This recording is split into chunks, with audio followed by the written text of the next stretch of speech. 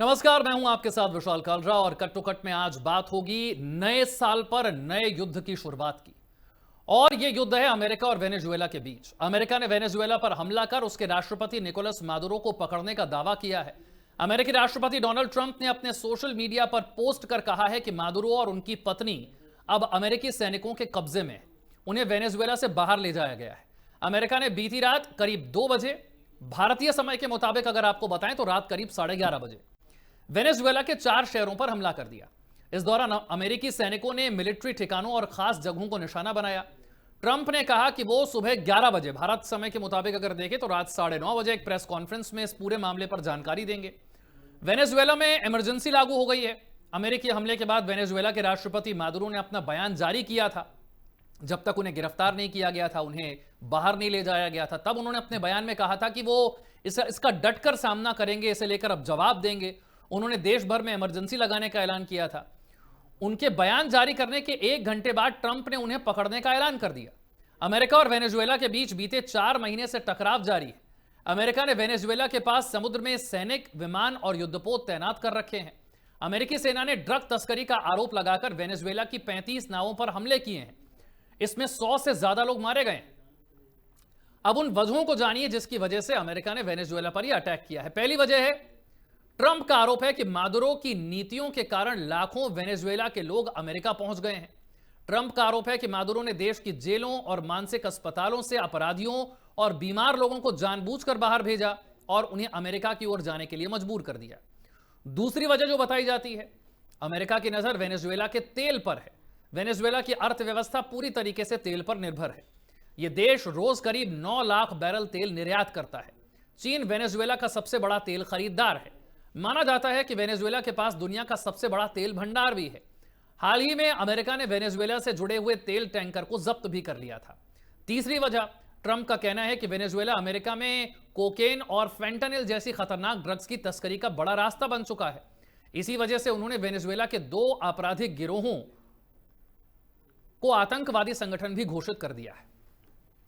Trump ने यहां तक आरोप लगाया है कि यह जो कार्टेल है, द लॉस सोलेस की लीडरशिप खुद राष्ट्रपति मादुरो करते हैं ड्रग तस्करी की। वेनेजुएला के उपराष्ट्रपति ने देश के सरकारी टीवी चैनल पर बोलते हुए राष्ट्रपति निकोलस मादुरो के जीवित होने के प्रमाण और उनके ठिकाने की जानकारी देने की मांग की है। यह टिप्पणियां राष्ट्रपति ट्रंप के यह कहने के तुरंत बाद आई कि मादुरो को पकड़ लिया गया है, वेनेजुएला से बाहर ले जाया गया है। वेनेजुएला के रक्षा मंत्री ने देश भर में सैन्य बलों की तैनाती की घोषणा कर दी है। कहा है कि मादुरो के आदेशों के अनुसार सभी सशस्त्र बलों को तैनात किया जाएगा, लेकिन उन्होंने मादुरो की गिरफ्तारी का कोई जिक्र नहीं किया। उन्होंने कहा कि हम पर हमला किया गया है, लेकिन वो हमें अपने वश में कर नहीं पाएंगे। उन्होंने चेतावनी देते हुए कहा है कि हम उस दहशत के आगे ना झुकें जिसे दुश्मन पैदा करना चाहता है। वेनेजुएला पर हमले के बाद अमेरिका के डेमोक्रेटिक सांसद ने इसकी निंदा की है। एरिजोना से अमेरिकी सांसद ने एक्स पर लिखा है कि यह जंग गैर कानूनी है और इराक में ये तैनात रहे हैं जिनकी तरफ से बयान आया है। उन्होंने कहा है कि इराक के बाद दूसरी बिना वजह की लड़ाई अब थोपी जा रही है। लेकिन वाकई में वजह क्या है अमेरिका के अटैक करने की? सबसे बड़ा सवाल यह है कि जो ट्रंप कल तक शांति का नोबेल पुरस्कार पाना चाह रहे थे, वो अचानक से वेनेजुएला पर अटैक क्यों कर देते हैं? यहां पर वो शांति की बात भूल क्यों जाते हैं? दुनिया भर के देशों के बीच सीज फायर करवाना, जंग रुकवाने की बातें करने वाले ट्रंप अचानक से वेनेजुएला पर अटैक क्यों कर रहे हैं? इसे समझने के लिए कई खास मेहमान हमारे साथ जुड़ गए हैं। रक्षा विशेषज्ञ कर्नल हिमांशी सिंह हमारे साथ है, ग्रुप कैप्टन टीपी त्यागी साहब हमारे साथ है, यूके देवनाथ साहब ग्रुप कैप्टन हमारे साथ है, लेफ्टिनेंट कर्नल जेएस सोढ़ी जो है वो भी हमारे साथ जुड़ रहे हैं।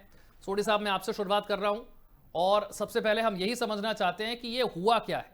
बहुत दिनों से ये धमकियां आ रही थी, बहुत दिनों से ट्रंप कह रहे थे कि हमने घेर लिया है, लेकिन क्या यह तय माना जा रहा था कि एक दिन इस तरीके का अटैक होगा और राष्ट्रपति को यह उठाकर ले जाएंगे?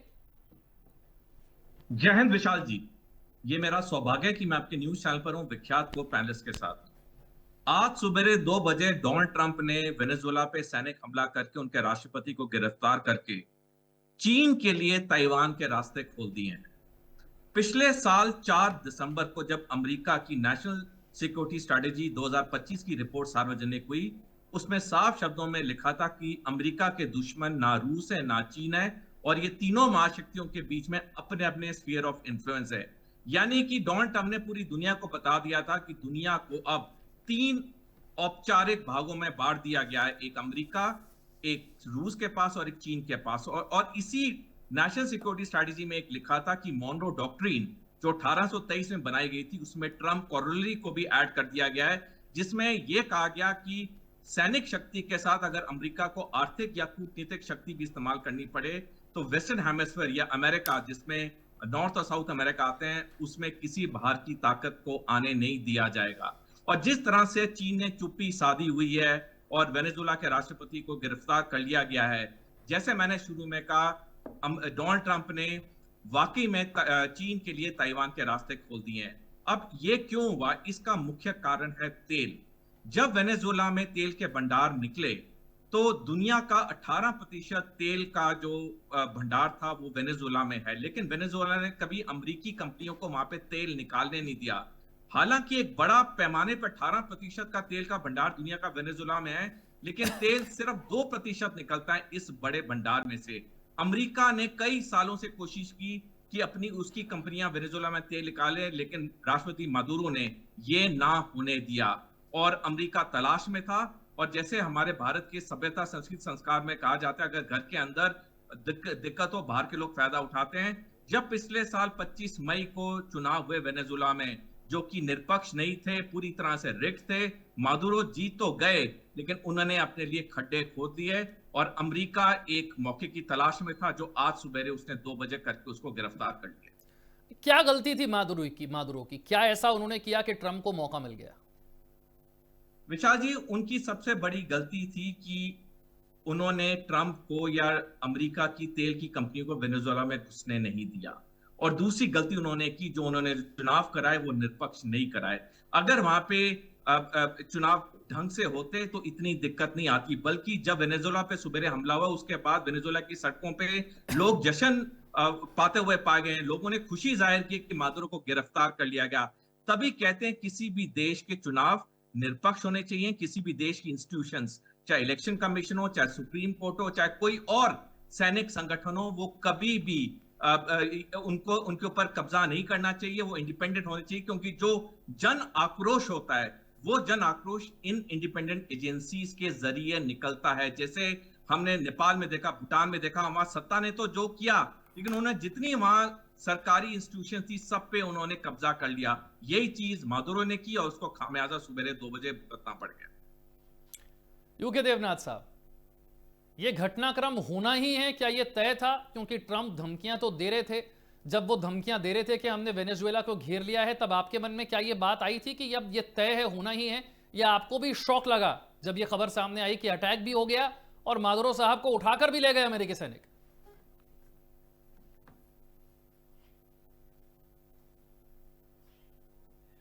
कन्विंस थे कि वेनेजुएला पर हमला होगा। हमला हवाई रास्ते से होगा, समुद्र के रास्ते से होगा। ज्यादातर मिलिट्री स्ट्रेटेजिस्ट यही आंकलन लगा रहे थे कि जमीनी रास्ते से वेनेजुएला पर हमला करना मुश्किल होगा, क्योंकि वेनेजुएला के पास एक छोटी सी आर्मी है, 1 लाख से ज्यादा, लेकिन 1 लाख की नफरी काफी होती है। 2.5 लाख पैरामिलिट्री फोर्सेस वेनेजुएला में, काफी अच्छी नफरी है। अगर हम भारत के साथ मुकाबला करें तो हमारी बीएसएफ सीआरपीएफ की नफरी के बराबर है। और वेनेजुएला में 3 लाख मिलिशिया को उनकी सरकार ने सितंबर, अक्टूबर, नवंबर, दिसंबर में तैयार किया। ये मिलिशिया जो है उनको वेपन दिए गए, ट्रेनिंग दी गए, ये सिविलियन हुए हैं, लेकिन पॉलिटिकली मोटिवेटेड थे, यानी सत्ता के संपर्क में, सत्ता के समर्थन में थे। अब जो चीज डेफिनेटली दुनिया के सारे स्ट्रेटेजिस्ट को चकमा दे गई, वो ये है कि एक देश के राष्ट्रपति को उठा के ले जाना। मैंने अपने जीवन काल में ऐसा वाला, ओसामा बिन लादेन राष्ट्रपति नहीं थे, उनको पाकिस्तान से उठा लिया गया। इस तरह से एक देश के राष्ट्रपति के, वो भी राष्ट्रपति के सीक्रेट हाइड आउट पर जाकर उनको और उनकी पत्नी को उठा के ले जाना, ये बहुत ही आश्चर्यजनक करने वाली खबर है। उससे भी ज्यादा आश्चर्यजनक खबर एज ए मिलिट्री पर्सन मेरे को ये लगा है कि कहीं से भी एक भी गोली अमेरिकन फोर्सेस की तरफ फायर नहीं हुई। देखिए हम देख रहे हैं सब विजुअल्स जिसमें क्लियरली दिख रहे हैं कि अमेरिका के हेलीकॉप्टर उड़ रहे हैं आसमान में। रात का समय हुआ तो क्या हुआ, दिख रहे हैं, हम्म। आवाज सुनाई जा रही है, दिख भी रहे हैं। एक किसी वेनेजुएलन एयर डिफेंस सिस्टम बहुत गरीब है, ठीक है, उनके पास एडवांस एयर टू एयर, जमीन टू एयर मिसाइल नहीं है। लेकिन होता है ना कि आप एक AK-47 फायर कर दीजिए अमेरिकन चिनूक की तरफ, उनके अपेची हेलीकॉप्टर जा रहे हैं, एक लाइट मशीन गन LMG सभी के पास होती है। हमारे हिंदुस्तान में तो BSF CRPF क्या है, दिल्ली पुलिस के पास LMG है, फायर कीजिए। एक भी LMG का फायर भी रात के अंधेरे में उसका फ्लैश नजर नहीं आ रहा है। अभी जाके चिनूक लैंड कर गए, जो राष्ट्रपति के हाइड आउट के पास लैंड कर गए। आमतौर पे पीस टाइम में दुनिया भर में जितने प्रधानमंत्री हैं, प्रेसिडेंट हैं, वो शांति काल में भी सुरक्षा के 3-3 घेरे में रहते हैं। युद्ध काल में जाहिर बात है वेनेजुएला के प्रेसिडेंट 3 घेरे में नहीं, यानी 7 आप घेरे कह में रहे रहे हैं कि होंगे। जो दिख रहा है हो सकता है उसके कुछ उलट भी हो, वेनेजुएला की तरफ से क्यों नहीं गोली चलाई गई, ये प्रश्न तो पूछा जाना चाहिए। आपका बिल्कुल सही सवाल है ये। क्या रीजन आपको लगता है, क्या कारण है, क्यों नहीं चली गोली? विशाल जी, सितंबर से ही खबरें ऐसी आ रही थी, पहले भी CIA बहुत एक्टिव थी। सितंबर अक्टूबर से CIA वहां पर बहुत एक्टिव थी। उन्होंने पूरा मकड़जाल बनाया वेनेजुएला में। जो उन्होंने 2 तरह के लोगों को पकड़ा। एक तो वेनेजुएला में जो अपोजिशन है उनके लीडर्स को अंदर खाने में पकड़ा कि आप हमें सपोर्ट करो, हम आपको कठपुतली नेता बना देंगे। दूसरी चीज है, उन्होंने वेनेजुएला में जो धनाढ्य कैपिटलिस्ट पूंजीवादी लोग थे उनको पकड़ा। देखिए निकोलाई मदुरो जो भी बात हो, लगता है थोड़ा सोशल लेफ्ट ऑफ सेंटर या शायद कम्युनिस्ट विचारधारा जैसा कुछ व्यवहार उनका था। तो जो धनाढ्य थे, पूंजीपति थे, उनको बड़ी दिक्कत हो रही थी। तो CIA ने इन पूंजीपतियों को भी पकड़ा कि आप हमें सपोर्ट करो, हम जब पावर में आएंगे वेनेजुएला में, यानी एक कठपुतली सरकार को, तब आप जितने पूंजीपति हैं हम आपकी देखभाल करेंगे। अब क्या उनकी आर्मी को भी कॉम्प्रोमाइज कर लिया गया? एक भी जितने वीडियो दिख रहे हैं, एक भी अगर उनका सुरक्षा तंत्र था, जाहिर बात है कि सुरक्षा तंत्र में पैरामिलिट्री होती है, मिलिट्री होती है। अगर युद्ध का माहौल होता है तो डेफिनेटली स्पेशल कमांडो फोर्सेस तैनात होते हैं। कहीं पे भी एक झड़प की खबर नहीं आ रही, एक आर्मी का कमांडर मुझे सड़क पे नहीं दिख रहा। अभी तक वेनेजुएला की आर्मी, हमने सुना था कि उनके पास T-72 टैंक हैं। एक भी वेनेजुएलन आर्मी का बख्तरबंद गाड़ी, उनके पास रशियन बख्तरबंद गाड़ियां हैं BMP, मुझे सड़क पे नहीं नजर आई।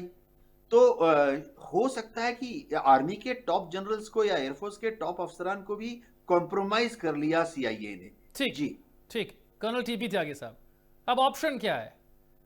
अमेरिका आया, एयर स्ट्राइक की, राष्ट्रपति को उठाया, देश से बाहर ले गए। क्या करेंगी दुनिया भर की एजेंसियां, क्या करेगा UN और खुद वेनेजुएला क्या करने की स्थिति में? देखिए, जहां तक यूनाइटेड नेशंस के चार्टर का सवाल है, तो उसकी क्लॉज नंबर 2 में ये लिखा हुआ है कि कोई देश किसी दूसरे देश के लीडर को अगवा नहीं करेगा, अपहरण नहीं करेगा, मारेगा नहीं। उसका ब्रीच किया है डोनाल्ड ट्रंप ने। अच्छा, आज थोड़ी, उससे पहले भी किया है, इराक में भी, लीबिया में भी, और जगह ये करते आए हैं। हाँ। और CIA की बात बिल्कुल सही कह रहे हैं देवनाथ जी के, उन्होंने वहां के लोगों को वार्ता में उलझाया और वार्ता में उलझा के उन्हें कुछ ना कुछ एंटाइसमेंट उनका किया और उन्हें अपने साथ ले लिया। नतीजा ये हुआ कि बजाय इसके कि जब अमेरिका ने हमला किया तो वो कुछ रेजिस्ट करते या गोली चलाते, कुछ करते, वो जश्न मना रहे हैं, वो खुश हो रहे हैं कि मादुरो को पकड़ा गया है। मादुरो को पकड़ा नहीं गया, मुझे साफ साफ लगता है उसे पकड़वाया गया है। और क्यों पकड़वाया गया है? क्योंकि वेनेजुएला में जो विपक्ष की लीडर है मारिया, उसने ये कहा था कि जो नेशनलाइजेशन किया गया है यहाँ के ऑयल्स का, वो नेशनलाइजेशन नहीं होना चाहिए, उसका प्राइवेटाइजेशन होना चाहिए, जो अमेरिका चाहता है। वो विपक्ष की लीडर है, उसे पिछले साल नोबेल पीस प्राइज मिला था और उसने वो नोबेल पीस प्राइज ट्रंप को समर्पित कर दिया था। यानी कि क्लियर हो गया कि वो ट्रंप की तरफ झुकी हुई थी। और फिर उसके जो आइडियाज थे वो डेमोक्रेटिक थे, वो कम्युनिस्ट पार्टी से अलग थे। तो इनको लगा उसको वहां पे प्रेसिडेंट बनाया जाए और इसको वहां से निकाला जाए, इसको निकाला। अब आपने कहा कि आगे का रास्ता क्या है। आगे का रास्ता, उसमें दो नैरेटिव हो सकते हैं। एक तो ये हो सकता है कि अमेरिका ने अपने आप को सुप्रीम बनाने की कोशिश क्या की, उसमें सफल हो गया। अब वो अगला नंबर खोमेनी का भी हो सकता है। और जहां तो फिर भी आधा घंटे की ऑपरेशन में उसे पकड़ लिया, ग्रीनलैंड के ऊपर वो कब्जा करने के लिए कह रहा है। वहां तो पहले से उसके फोर्सेस हैं, वहां तो 10 मिनट के अंदर कर लेगा ग्रीनलैंड के ऊपर कब्जा। और खास तौर से इससे जो दुश्मनी थी मदुराव से, इसने एक दफा भरी पब्लिक में मिलियंस के सामने एक तलवार उठाई थी कि मैं अमेरिका के खिलाफ तलवार उठाता हूं। ऐसा हश्र एक 1990 1991 की घटना में भी है। तो इसलिए ट्रंप उसके लिए बेसिकली नाराज थे। पर अब अगर सच में वेनेजुला को सपोर्ट कर रहा होता चीन, जो वहां से तेल भी खरीदता है और जिसका एम्बेसडर वहां था, चीन का एम्बेसडर जिस टाइम ये हमला हुआ, तो फिर चीन क्यों नहीं बीच में आया? और कहीं ऐसा तो नहीं कि रशिया ने और अमेरिका ने ये बात कर ली हो कि मैं वेनेजुला को लेता हूं और तुम यूक्रेन को ले लो। ये भी पॉसिबल है। जैसा बिल्कुल सोडी साहब बता रहे थे कि भाई रशिया, चाइना और अमेरिका, ये तीन सुपर पावर में ग्लोब को बांट दिया जाए, इनका अपना अपना डोमेन हो, और ताइवान उनके लिए अब बहुत आसान हो जाए चाइना के लिए। नैरेटिव 1। लेकिन नैरेटिव 2 उल्टा भी है। नैरेटिव 2 उल्टा ये है कि जब चाइना कुछ नहीं कर पाया अमेरिका के खिलाफ, और अमेरिका की वजह से ही चाइना आज तक ताइवान को ले नहीं पाया, लिहाजा अब तो उसका लेना आउट ऑफ क्वेश्चन हो गया। अब तो कई साल तक के लिए मामला उलझ गया। चाइना नहीं ले पाएगा क्योंकि अमेरिका ने अपनी ताकत को साबित कर दिया। तो इसलिए, और अब इसका नैरेटिव ये भी हो सकता है, एक और थर्ड नैरेटिव, और वो ये कि अमेरिका के इस एक्शन के बाद में एक उत्सुकबुगाहट जो शुरू तो 2024 से हो गई थी, वो है न्यू वर्ल्ड ऑर्डर। जब आप याद कीजिए, जब रशिया के कजान में ब्रिक्स की मीटिंग हुई थी, तब ये कहा गया था कि एक न्यू वर्ल्ड ऑर्डर बनाया जाए और उसमें हिंदुस्तान को रखना जरूरी है, इतनी बड़ी डेमोक्रेसी है। और चाइना से कहा गया था कि तुम तुरंत अपना जो बॉर्डर डिस्प्यूट है उसे खत्म करो। तो तब डेप्सांग और डेमचौक को 24 घंटे पहले उसको कर लिया गया था। और फिर उसके बाद में जब पिछले साल एससीओ की मीटिंग हुई और वहां पे पुतिन और मोदी और जी जिनपिंग ने हाथ मिलाया, तब वो पता लग गया कि हाँ, थर्ड ऑर्डर उस दिशा में बढ़ता हुआ नजर आ रहा है। तो ये भी सिचुएशन हो सकती है। और फाइनली चौथा नैरेटिव ये है कि ये थर्ड वर्ल्ड वॉर का सिग्नल भी हो सकता है इस साल में। इट इज ए बैड ओमन कि साल का शुरू हुआ नहीं और एक युद्ध शुरू हो गया। आप थर्ड वर्ल्ड वॉर की तरफ भी इसे ले जाकर देख रहे हैं। कर्नल हिमांशी भी हमारे साथ हैं। कर्नल हिमांशी, सबसे हैरानी की बात ये लगती है कि कल तक ट्रंप जो कि शांति का नोबेल पुरस्कार मांग रहे थे चीख कर, और दुनिया भर में कह रहे थे मैंने 6 जंग रुकवा दी, मैंने 7 जंग रुकवा दी, मैंने 8 जंग रुकवा दी, मैंने सीजफायर करवा दिया, मैंने सब जंग रुकवा दिए, मुझे शांति का नोबेल पुरस्कार दो। वो नया साल शुरू नहीं होता और जाकर धमाके कर देते वेनेजुएला में, वहां से राष्ट्रपति उठाकर ले आते हैं। ये हुआ क्या? सीज फायर करवाने का शौक रखने वाले अचानक से अटैक करने के मोड में कहां से आ गए? देखिए, राजनीति में बहुत से आयाम होते हैं। कुछ बातें बोली जाती हैं, कुछ बातें बोली नहीं जाती हैं। जैसा सोडी सर ने शुरू में कहा था कि अमेरिका में एक मुनरो डॉक्ट्रिन है जो फॉलो होती है, और राष्ट्रपति डोनाल्ड ट्रंप भी उसी को फॉलो कर रहे हैं। और एक चीज बहुत क्लियर है कि जो चीज अमेरिका के हित में नहीं है, जो सरकार अमेरिका के हित में नहीं है, अमेरिका उसको सरकार में ही नहीं रहने देता है। जब ये चुनाव अमेरिका के हुए थे जिसमें डोनाल्ड ट्रंप जीते थे, तो इसमें पैसा उनका भी लगा था जो वेनेजुएला में तेल का व्यापार करना चाहते हैं, वो अमेरिकी व्यापारी जिनको वहां से भगा दिया गया था कुछ साल पहले। वेनेजुएला में समाजवाद है और वहां पर तकरीबन 25 ट्रिलियन डॉलर जो है इसके 25 ट्रिलियन डॉलर के तेल के भंडार हैं जो पूरे विश्व में सबसे ज्यादा हैं। लेकिन उनकी नीतियों की वजह से वहां पर जो आम जनता है उसको उसका फल नहीं मिला है। हालांकि वहां पे शिक्षा फ्री में है, मेडिकल चीजें फ्री में है, सब कुछ फ्री में है, लेकिन जो लोग वहां पर मेहनत के दम पर कुछ हासिल करना चाहते हैं उनके लिए वहां कुछ नहीं है। पहली बात तो ये हुई। दूसरी बात ये हुई कि वेनेजुएला जो है वो चीन और रशिया इनके साथ उठता बैठता है, तो लैटिन अमेरिका जो है वो अमेरिका का बैकयार्ड है।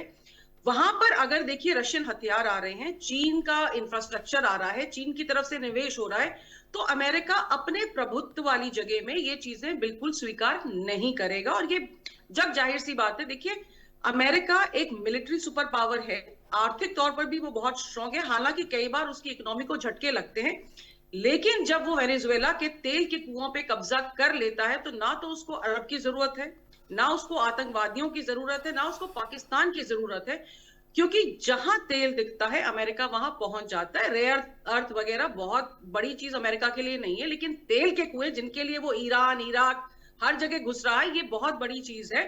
और ये अगर इन पे कब्जा किया गया है तो अमेरिकन इकोनॉमी को इससे डेफिनेटली बूस्ट मिलेगा, और ये हम आगे आने वाले दिनों में देखेंगे भी।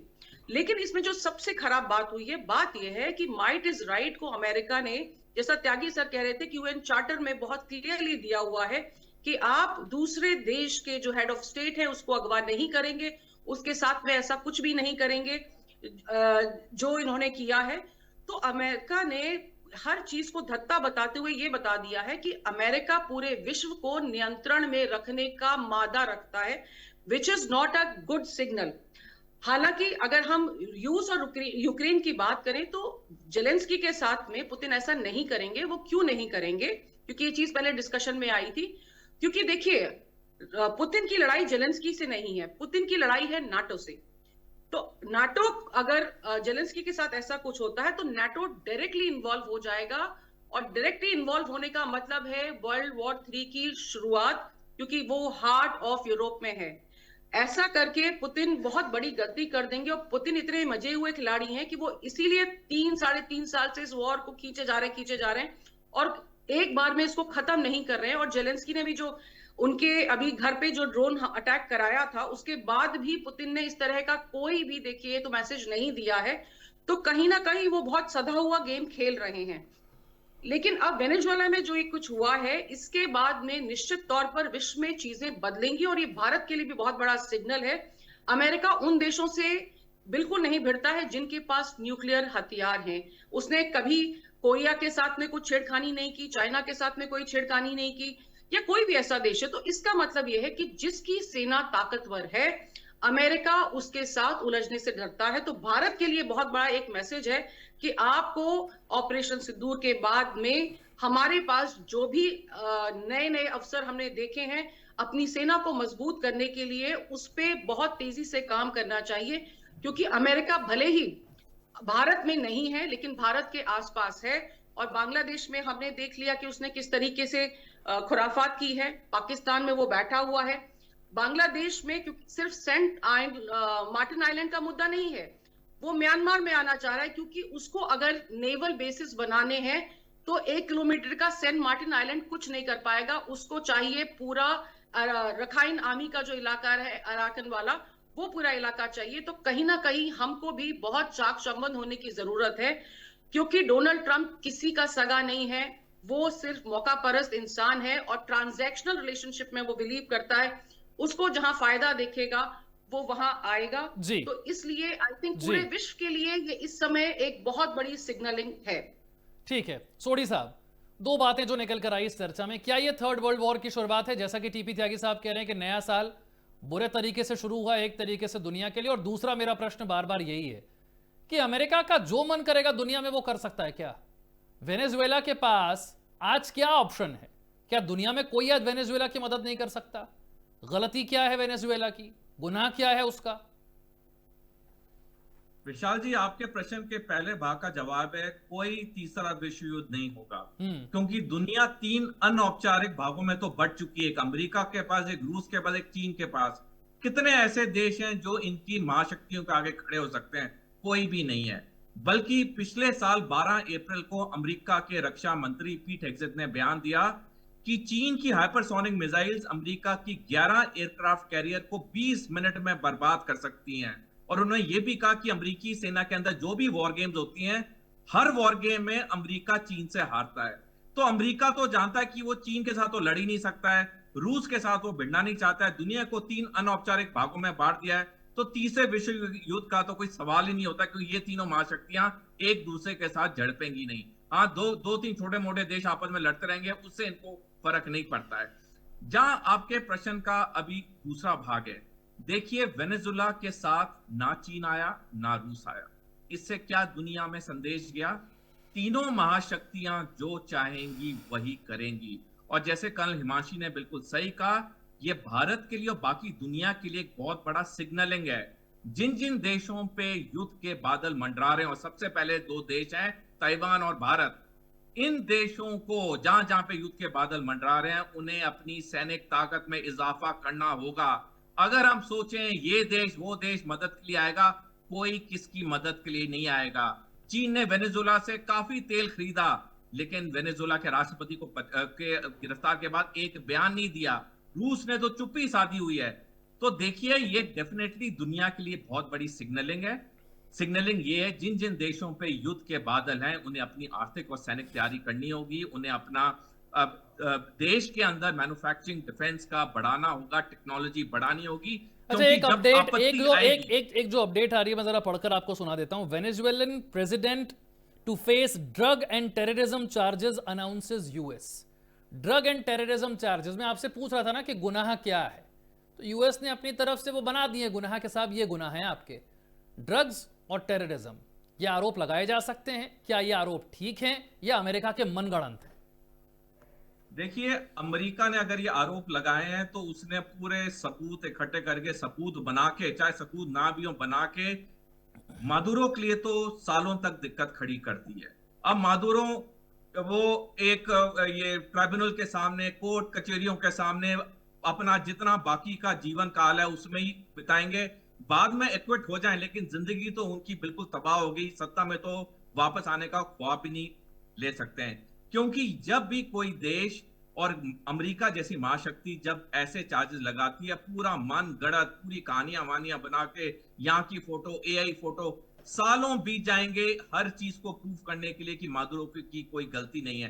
तो देखिए, जो 430 बीसी में थुसाइडस, जो कि एक प्रसिद्ध ग्रीक विचारधारक थे, उन्होंने बयान दिया था शताब्दियों पहले, जो शक्तिशाली हैं वो वही करते हैं जो उनका मन आता है, जो कमजोर होते हैं वो बस देखते रहते हैं। ये बात आज भी सही और सटीक है।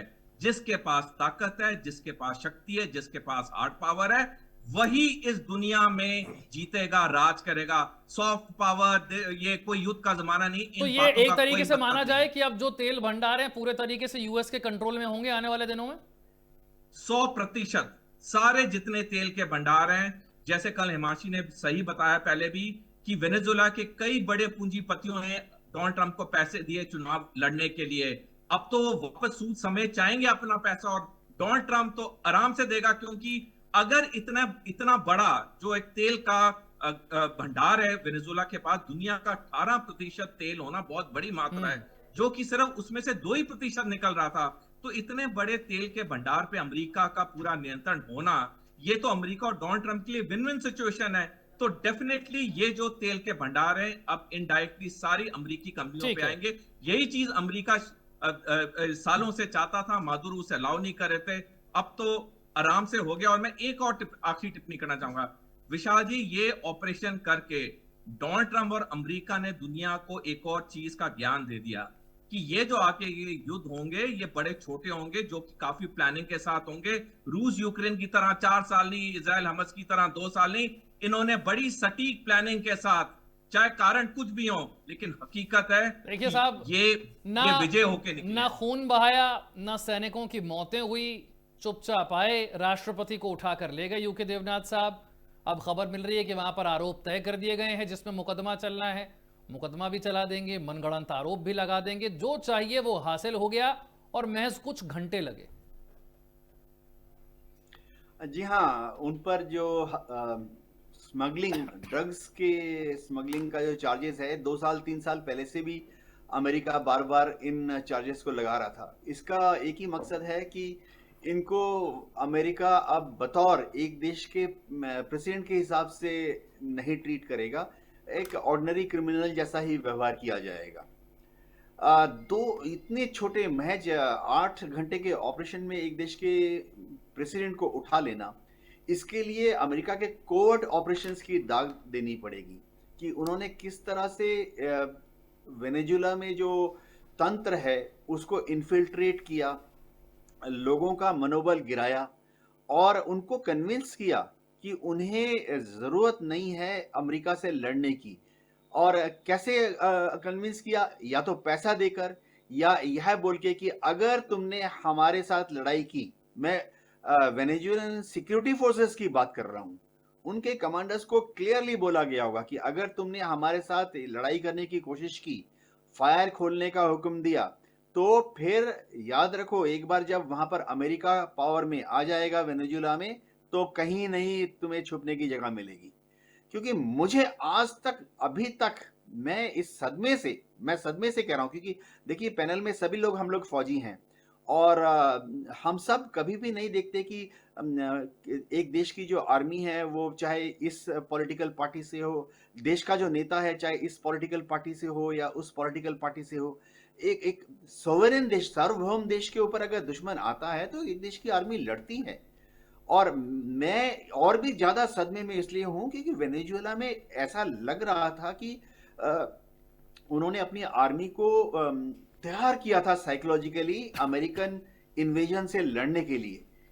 तो अमेरिकन इन्वेजन हो गया, ठीक है, रूस मदद नहीं करेगा, गले तक नाक तक यूक्रेन में डूबा हुआ है, ठीक है, चीन भी मदद नहीं करेगा, पूरा ध्यान ताइवान की तरफ है। इस वक्त चीन जो है अपने इस हालत में नहीं है कि प्रशांत महासागर के उस तरफ जाकर वेनेजुएला में मिलिट्री सहायता दे। लेकिन एक चीज डेफिनेटली हो सकती थी, होना चाहिए था कि वेनेजुएला के जो आम अवाम है, जो कम्युनिस्ट पार्टी है, उसके जो लोग थे उनको जनता को मोबिलाइज करना था, वो भी नहीं हुआ। सड़कों पे हमें ना 5,000 ना 10,000 ना 20,000 लोगों का भीड़ नजर आया। ये बड़ी कमाल की दो बातें आपने बताई हैं। मैं इन बातों को लेकर टीवी त्यागी साहब के पास चल रहा हूं। जो बातें देवनाथ साहब ने कही कि ना तो वेनेजुएला की जनता ही आई सड़कों पर और ना तो आर्मी ही आई उन्हें बचाने के लिए। कोई राष्ट्रपति को उठाना इतना आसान काम तो है नहीं कि आप आए, आप घुसे और आप उठा कर ले गए। आर्मी भी वहां पर है, सिक्योरिटी भी वहां पर है, जनता भी वहां पर है, कोई विरोध नहीं कर रहा, कोई गोली नहीं चला रहा, इतनी आसानी से काम हो गया। जी, जनता तो आती कैसे? जनता के पास हथियार नहीं थे। नहीं, जब उनको उठाकर ले गए उसके बाद भी कोई खास बड़ा प्रोटेस्ट देखने को नहीं मिला। जी जी जी, तो वो ये बात तो बताई जा रही है ना कि भाई वेनेजुएला के अंदर गरीबी है, लोगों को रोजगार नहीं है, और जो वेनेजुएला के प्रेसिडेंट है ये मादुरो, ये भी तो एक इनएक्सपीरियंस और नॉन कैपेबल पर्सन थे। इनके गुरु को कैंसर था, तो जब वो 3 महीने ही राज करने के बाद मरने लगे तो उन्होंने इन्हें प्रेसिडेंट बनाया जबरदस्ती से चुनाव करवा के। वो चुनाव भी धांधली का था, उसके बाद अगला चुनाव हुआ वो भी धांधली का था। तो जब धांधली से चुनाव करके ये प्रेसिडेंट बने, इसका मतलब कि पिछले 10-12 सालों में 2013 से 25 तक आप लगा लीजिए करीब 12 सालों में जो लोग हैं वो इनके अगेंस्ट होते गए होंगे। तो इनकी पब्लिक अगर इनके साथ नहीं होती तो साहब छोटे या बड़े देश की बात नहीं है, इजराइल तो छोटा सा देश है, उसने पूरे अरब कंट्रीज को हिला रखा है, तो सवाल ही नहीं उठता कि अमेरिका ऐसा कर पाता। और जो मिलिट्री ऑफिसर थे उसमें सदमा तो मैं नहीं कहूंगा, लेकिन जैसे देवराज जी बता रहे हैं बिल्कुल उन्होंने एक जाल फैलाया कि साहब आइए वार्ता करते हैं। वार्ता के दौरान उनसे बातचीत करते करते CIA ने उन्हें साम दाम दंड भेद से अपनी तरफ कर लिया। ऐसा ना करा होता तो वहां पे जश्न क्यों मनाते, बजाय इसके कि वो रोते पीटते। भाई वेनेजुएला के ऊपर कब्जा करना अमेरिका के लिए पॉसिबल नहीं था।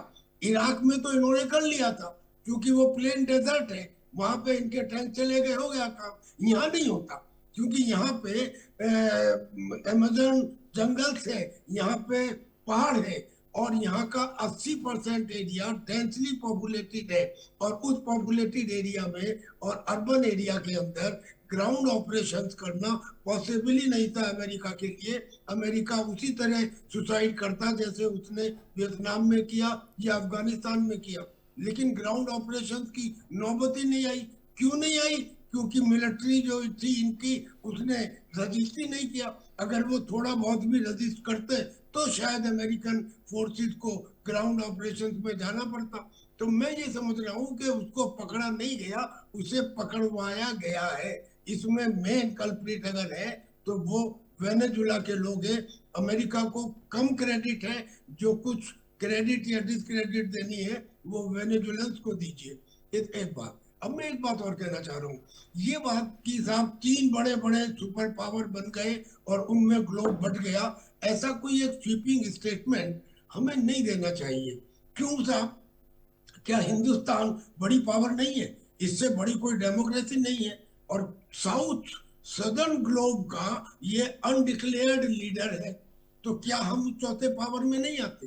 क्या हम न्यूक्लियर नहीं है? क्या हम उन 3 पावर को, जिनको बताया जा रहा है, क्या हम उन 3 पावर्स के अधीन होकर रहेंगे?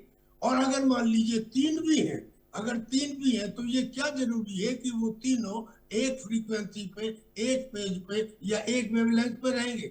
वो भी अलग अलग होंगे।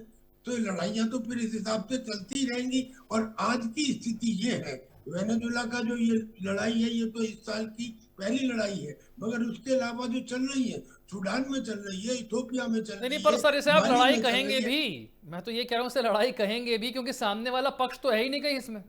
सामने हो क्या रहा है? वेनेजुला क्या कर सकता है और क्या कर रहा है? वेनेजुला कर सकता था, अगर रेजिस्टेंस किया होता तो फिर अमेरिका को मजबूरन ग्राउंड ऑपरेशंस करने पड़ते और ग्राउंड ऑपरेशंस में वो उलझ जाता। वो मैंने बताया ना कि वो ग्राउंड ऑपरेशंस वेनेजुला में करना पॉसिबल नहीं था। और जब जहां पे डिफिकल्ट कंडीशन थी, क्योंकि जब इराक में किया उस समय रशिया और अमेरिका उनके साथ थे, उनके अगेंस्ट थे। आज वो रशिया और अमेरिका भी इनके साथ थे। अगर ग्राउंड ऑपरेशन 5 रोज भी चलते तो 5 रोज के बाद में ये दोनों कंट्रीज अमेरिका के खिलाफ आ सकते थे। अब तो यह रिएक्शन टाइम ही नहीं मिला। और लेकिन फिर भी चाइना ने एक इमरजेंसी मीटिंग बुलाई है, और ऐसा नहीं कि रशिया भी खामोश है। रशिया ने इसकी कड़े शब्दों में मजम्मत की है। आहिस्ता आहिस्ता लैटिन अमेरिका के देश भी आ रहे हैं, क्यूबा ने भी इसकी मजम्मत की है। तो लेकिन क्योंकि टाइम नहीं मिला, इसलिए इंटरनेशनल कम्युनिटी का जो रिएक्शन है वो सामने नहीं आ सका। और टाइम क्यों नहीं मिला? क्योंकि वहां की मिलिट्री ने रजिस्ट नहीं किया, वरना 6 घंटे भी बहुत होते हैं। हमने 22 मिनट के अंदर ऑपरेशन सिंदूर में 9 आतंकी ठिकानों को नेस्तनाबूद कर दिया था। तो जब लड़ाई शुरू होती है, ऐसे में एवरी मिनट काउंट, उस 5-6 घंटे में जो ऑपरेशन हुई, मिलिट्री का रजिस्ट न करना, that is the main reason why it has happened. Otherwise अगर वो रजिस्ट करते तो ग्राउंड ऑपरेशन होती तो अमेरिका उसमें उलझ जाता। मैं नहीं कहता कि भाई वो हार ही जाता, लेकिन ये निश्चित है कि फिर ये लंबा चलता और फिर इंटरनेशनल कम्युनिटी भी साथ में आती। दुनिया के लिए क्या मैसेज है कर्नल हिमांशी? क्या मैसेज है दुनिया के लिए? देखिए, दुनिया के लिए मैसेज है कि पहली बात, आपको अपनी इंटरनल हालत बहुत ऐसी रखनी चाहिए कि बाहर की शक्तियां आकर वहां पर ये जो डीप स्टेट जो प्ले करती है ना, वो ना कर पाए। दूसरी बात देखिए, जो अमेरिका ने वेनेजुएला में किया है, ये मात्र 3-4 घंटे का ऑपरेशन था, जो CIA ने हाइब्रिड तरीके से एग्जीक्यूट किया है, जल थल नभ में। और उन्होंने उनके स्टाफ के जो जहां पे शास्त्रागार हैं उनको ठिकाना बनाया, उनके हथियारों को नष्ट किया, उनका जो भी एयर डिफेंस सिस्टम था उनको नष्ट किया सबसे पहले। और इतने क्लोज उसमें वो लेके आए हैं अपने हेलीकॉप्टर्स को कि रेजिस्ट करने की कोई संभावना ही नहीं थी, क्योंकि जब आपके शास्त्रागार को खत्म कर दिया, देखिए क्या होता है, आपने एक बार बॉम्ब वहां पे डाला है, ब्लास्ट हो गया, खत्म हो गई बात। लेकिन वहां उसके बाद भी सेकेंडरी ब्लास्ट हुए हैं, तो कहीं ना कहीं जहां पर भी इनकी स्टोरेज कैपेबिलिटीज थी उनको बिल्कुल खत्म कर दिया गया। जैसे जो नोबेल प्राइज मिला था इनकी ऑपोजिशन लीडर को, अगर वो ट्रंप को डेडिकेट कर रही है तो इट्स अ बिग सिग्नल कि वो जो इनका एक शत्रु देश है, जिस तरह से बयानबाजी आ रही है, अगर उनको वो दे रही है खुलेआम तौर पे, तो कहीं ना कहीं वो अंदर असंतुष्ट हैं।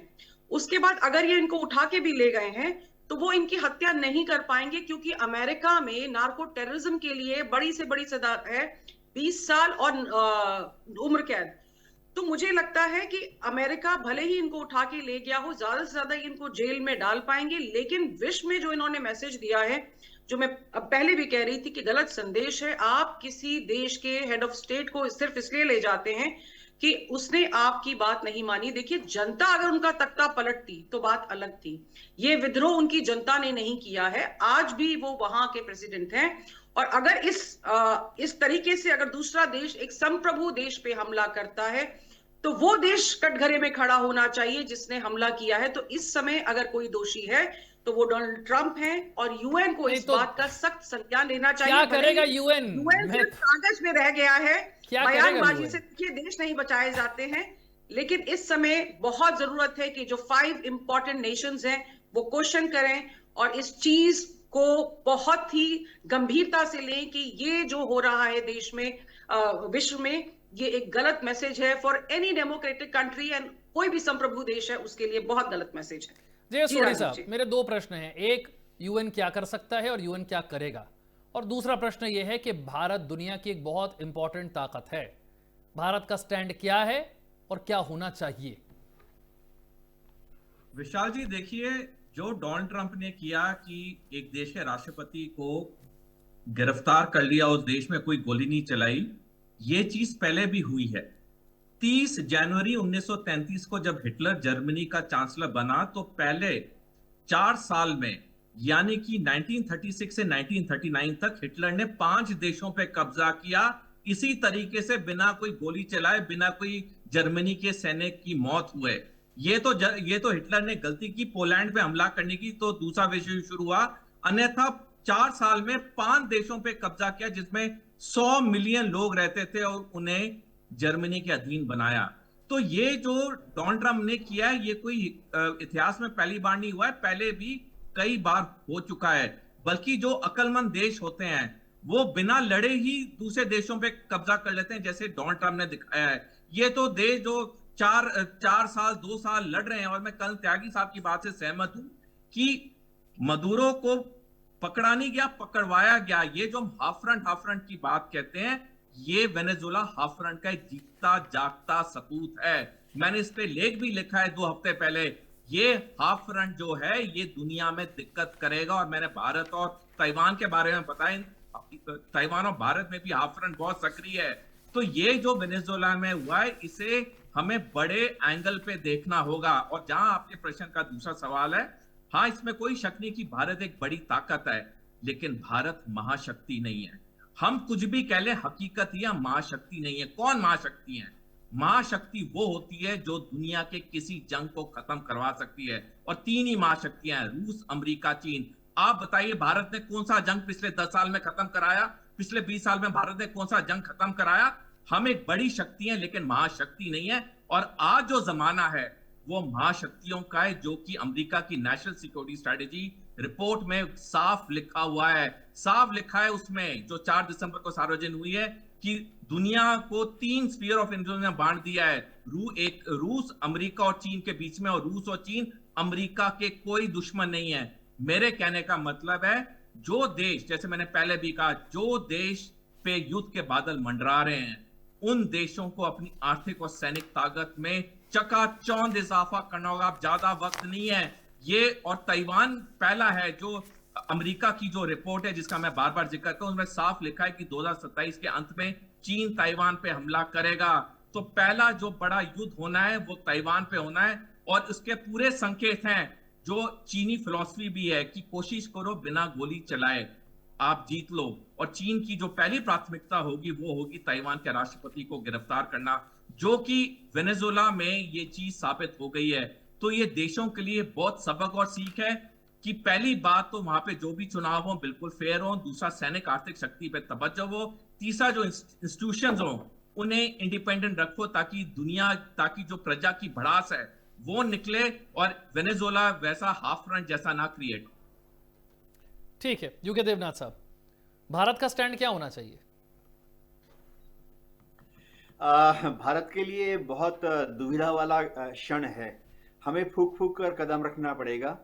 किसी भी हालत देखिए हम वेनेजुएला को हमेशा से ही एक सार्वभौम देश मानते रहे हैं। निकोला मदुरो को भी हम वहाँ का प्रेसिडेंट मानते रहे हैं। लेकिन फिलहाल भारत किसी भी हालत में अमेरिका को कुछ नहीं कहना चाहेगा। जी टीबी त्यागी साहब, इतनी दुविधा है क्या? क्या भारत नहीं कोई जी, ये स्टैंड ले गलत सकता है? नहीं नहीं नहीं नहीं नहीं नहीं, कुछ नहीं कहना चाहेगा। बिल्कुल हम इससे एग्री नहीं करते। फिर कहाँ गया तुम्हारा devotion to duty, discipline, honesty, integrity, ये सब चीजें कहाँ चली गई फिर कि हम इतना हमने रशिया को क्या दिया? रशिया हमारा नेचुरल फ्रेंड है, कब से है, लेकिन हमने उनको कह दिया कि ये समय युद्ध का नहीं, ये डायलॉग डिप्लोमेसी का है। तो क्या हम ऐसे में जो काम ठीक नहीं हुआ है उसके बारे में नहीं कह सकते? हमें अमेरिका की बुराई करने की आवश्यकता नहीं, लेकिन हम कह सकते हैं कि जिस तरह से उनके हेड को लाया गया ये उचित नहीं था। यूएन चार्टर के खिलाफ में लिखा हुआ है, तो यूएन के चार्टर को सपोर्ट करना इसमें क्या बुराई है? ये किया जा सकता है, और अगर नहीं करें तो ये गलत होगा, नहीं करें तो गलत होगा। क्योंकि एक बात और है, आज दुनिया के अंदर बड़े बड़े लीडर्स हैं, ताकतवर लीडर्स हैं, 3 महाशक्ति हैं। हमारे सऊदी साहब बार बार अमेरिका की रिपोर्ट का जिक्र करते हैं भाई, लेकिन 3 महाशक्ति होंगी, मुझे बता दो सबसे ज्यादा रेस्पेक्टेड कौन है? रेस्पेक्टेड, चाहे ग्लोबल साउथ हो या अदर कंट्रीज हो, जिन्होंने आपातकाल स्थिति में लोगों का साथ दिया और नॉन आपातकाल स्थिति में भी बेहतरीन सुझाव दिए, कॉपरेशन किया, वो तो केवल इंडिया है। वरना दूसरा बता दो, वरना ऐसा कैसे होता कि इंडिया के अगेंस्ट वाले जो मुस्लिम वर्ल्ड है वो सारे के सारे उन्हें बुला के अपना सबसे बड़ा सर्वोच्च सम्मान उन्हें देते हैं? इसका मतलब सबसे ज्यादा रेस्पेक्टेड लीडर किस लिए? इसलिए कि हम सच का साथ देते हैं, ईमानदारी का साथ देते हैं, तो वो फिर सच और ईमानदारी कहाँ चला जाएगा? तो इसलिए ये कहना कि साहब नहीं हम अमेरिका का नहीं करेंगे, यही गलती करेंगे, यही गलती करेंगे। और अमेरिका अगर इस किस्म की कार्रवाई करता भी है तो हम, ऐसा भी नहीं है कि हम इस किस्म के देश हैं कि हम जवाब नहीं दे सकते। हमने जवाब दिया। असलियत में तो ऑपरेशन सिंदूर में हमने जब पाकिस्तान को हराया तो हमने टर्की को भी हराया, हमने अजरबैजान को भी हराया, हमने चाइना को भी हराया और हमने अमेरिका को भी हराया, क्योंकि इनके 5 के हथियार उसमें थे। अमेरिका का F-16 था, उसका HQ-9 था, टर्की के ड्रोन थे और पाकिस्तान तो सही था। तो इसलिए मैं समझता हूँ कि हमें सच को सच कहना चाहिए, एक डिप्लोमेटिक लैंग्वेज में कहना चाहिए। सच को सच कहना चाहिए। आखिरी कमेंट कर्नल हिमांशी, क्या स्टैंड होना चाहिए भारत का? देखिए, भारत का स्टैंड बहुत क्लियर होगा। भारत जो है कूटनीति में भरोसा रखता है, वो भावनात्मक नहीं होता है। हमने बांग्लादेश में भी देखा कि जिस तरीके से वहां पर बवाल आया हुआ था, भारत ने बहुत ही कूटनीति तरीके से सधे हुए कदम रखे। यूक्रेन रशिया वॉर में भी भारत ने पहले कह दिया था और बहुत क्लियर मैसेज दिया था कि हमारे हित पहले हैं, उसके बाद हम आप सबको देखेंगे। तो भारत देखिए शांति का पक्षधर है और भारत किसी भी ब्लॉक का हिस्सा ऐसे नहीं है, वो ब्रिज का हिस्सा है, चाहे क्वाड हो, चाहे SCO हो, चाहे G20 हो। आप देखिए अमेरिका के साथ भी है, रशिया के साथ भी, RIC भी है उसका। तो भारत जो है अपने आप को, अपने देश को, अपने लोकतंत्र को, अपने हितों को सर्वोपरि रखता है। मुझे लगता है भारत की तरफ से जरूर ये बयान आएगा कि हम इसकी निंदा करते हैं, क्योंकि एक संप्रभु देश पे हमला है और दोनों पक्षों को संयम बरतना चाहिए। और ये जो चीज है भारत को इसीलिए सबसे ऊपर रखती है कि भारत नैतिकता की बात करता है। भारत किसी पक्ष में या किसी खेमे में नहीं जाता है, बल्कि अपनी रीढ़ सीधी रखते हुए आंखों में आंखें डालकर अपने बयान देता है। जी, तो जिस तरीके का घटनाक्रम रहा है वो बहुत हैरान करने वाला है। अब यहां से आगे का घटनाक्रम क्या रहता है, इस पर हमारी नजर रहेगी और समय समय पर आप तक अपडेट पहुंचाते रहेंगे। बहुत बहुत शुक्रिया तमाम खास मेहमानों का इस चर्चा में जुड़ने के लिए और अपनी राय रखने के लिए।